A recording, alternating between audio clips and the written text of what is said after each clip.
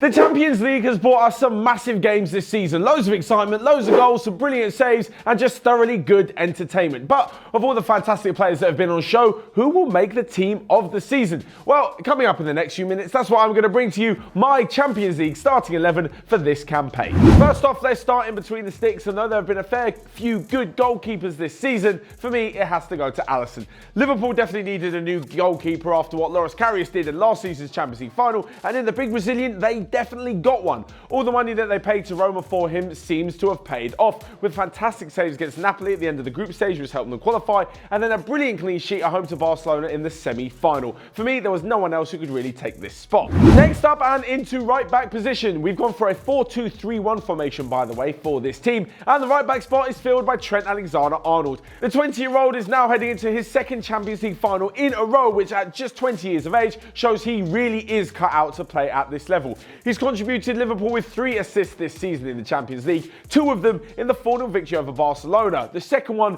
being that ridiculously smart quick corner as Divock Origi knocked in the 4th. Defensively as well, he is more than adept in tackling the opposition. In fact, his clearance, interception and tackles have all averaged around 2 per game, meaning that he is a definite choice in the right back slot. Into the centre back position now, we'll break up the Liverpool theme for just a minute as we head to Ajax, and the centre back has to be Matthijs de Ligt. The 19-year-old led Ajax on a fantastic Champions League campaign, which saw them knock out Real Madrid, Juventus and just fall at the final hurdle of the semi-final to Tottenham. Along with this, de Ligt, apart from winning European Golden Boy and just being an all-round top defender, he also managed to grab the winner away at Juventus as well in the quarter-finals, so he's got a lot on his CV at such a young age. Despite the fact he may move on in the summer, he will definitely be remembered and definitely remember the fantastic cup run from Ajax this season.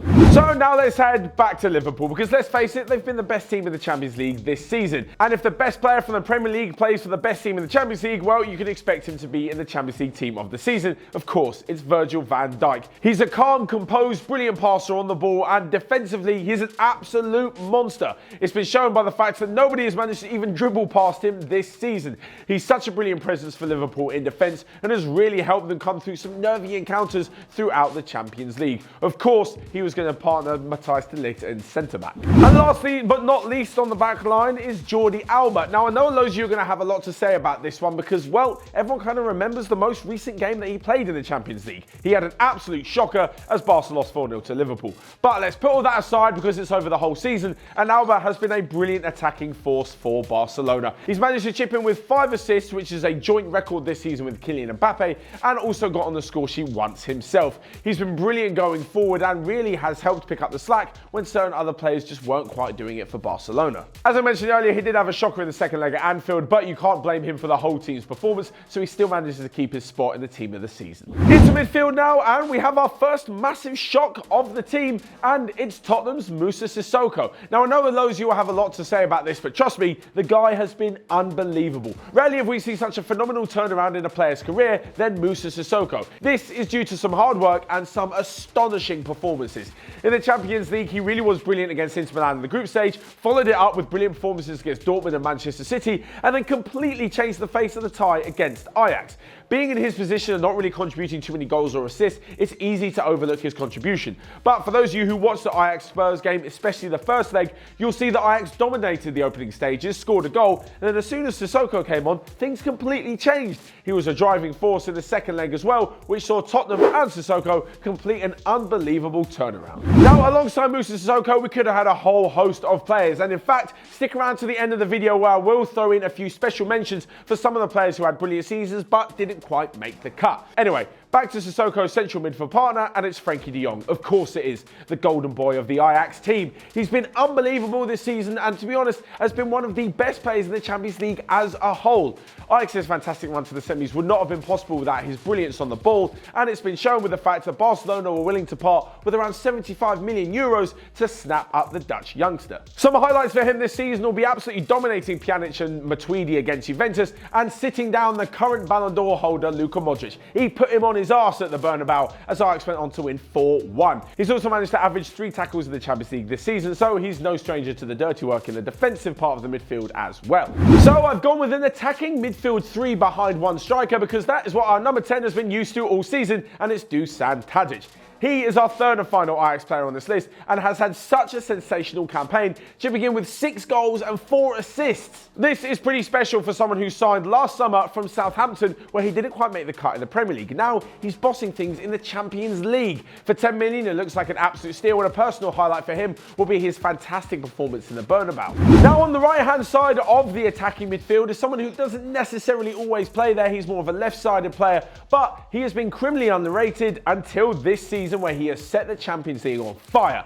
It's Heung-min Son. Now, not only has he led the line brilliantly for Spurs when Kane's been injured, but he's also just been an outstanding player and really helped Spurs to an unlikely of Champions League final. In fact, the games against Manchester City, he was brilliant. 3 goals over both legs ensured that Spurs went through on away goals, and he really put in some brilliant performances against Ajax in the semi-final.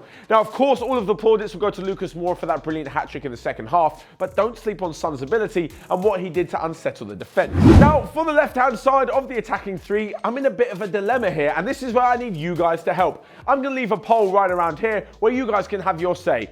Are we going to put Hakim Ziyech in there or Sadio Mane? Both have been absolutely brilliant. When Salah hasn't been on form, Mane has stepped up and really helped his side to the final. As for Hakim Ziyech, you all know what he produced this season. Some incredible performances along with the rest of the Ajax team. I'm completely torn between the two, so you guys can have the say on the final attacking midfield spot right here.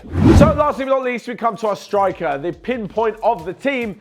Of course, it's Lionel Messi. Again, much like with Jordi Alba, I know you're going to say Messi was terrible, they got knocked out by Liverpool, 4-0, blah, blah, blah, whatever. One game doesn't make the man, and Messi has been incredible in this season's competition. You just have to look at the first leg. I mean, that free kick, wow. Aside from this, he's got 12 goals in 10 games this season in the Champions League, so to not have him in the team would just be absolutely ridiculous. Obviously, he'll be disappointed, much like Jordi Alba and the rest of the Barcelona side, for the way that they went out against Liverpool, but you can't hold that all against him. He actually did try on the night, but it just wasn't meant to be. As is customary when we talk about Lionel Messi, we've got to talk about Cristiano Ronaldo as well, because, you know, the internet. As for why Cristiano Ronaldo's not in there, well, along with a red card against Valencia in his first game of the Champions League this season, he did score a fantastic hat-trick against Atletico Madrid. Aside from that, not really much else. Definitely not what you'd expect from someone who has completely dominated the Champions League and is Mr. Champions League himself. Not up to his best standards, so he doesn't quite make the team. So there you have it, there is the team, but I will throw in a few special mentions as well. They were very close to getting in the team, but the likes of Hugo Lloris, Raheem Sterling, Sergio Aguero, Busquets, Mbappe, Lewandowski and Gini Wijnaldum all had brilliant seasons in the Champions League in what was a thoroughly entertaining season. So what do you guys think? Let me know your thoughts down in the comment section below, where you guys can have your say on Let me know your thoughts in the comment section down below, where you guys can have your say on who you thought should have been in the Champions League team of the season. Again, this isn't the official one, this is just my opinion. Also, remember to vote in the poll whether you think Ziyech or Mane should make up the rest of the midfield, and you can smash the like button whilst you're down there. But until next time, I will see you guys later.